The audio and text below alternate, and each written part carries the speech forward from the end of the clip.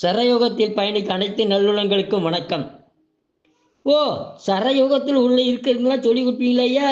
கனகம்பட்டியார் இதில் இலவச இந்த பிரம்ம முகூர்த்த அந்த விந்துநாத காட்சியில் பயிற்சியெல்லாம் சொல்லி தர மாட்டீங்களா ஐயா? ஐயா, எல்லாருக்கும் தான் சொல்லி கொடுப்பேன், எல்லாருக்கும் தான் சொல்லி கொடுப்பேன். இன்னைக்கு நாம வியாழக்கிழமை, இந்த வியாழக்கிழமையில தாங்க ஐயா கொஞ்சம் நம்ம திணறுவோம்.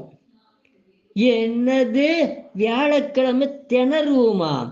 ஆமாங்க ஐயா, வியாழக்கிழமை வளர்பிறையா இருந்தா, அமாவாசை நாள் அடுத்த நாளா இருந்தா நமக்கு இடது சுவாசம் ஓடணும்.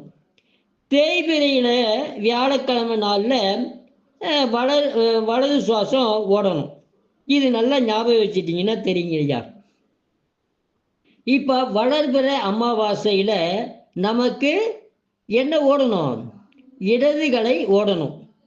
ஓடல அப்படின்னா நீங்க என்ன வியாதின்னு கண்டுபிடிக்க முடியாது. எந்த மருந்து மாத்திரை சாப்பிட்டாலும் வியாதி சரியாகாது. பெரிய வம்புல போய் மாட்டிப்போம்.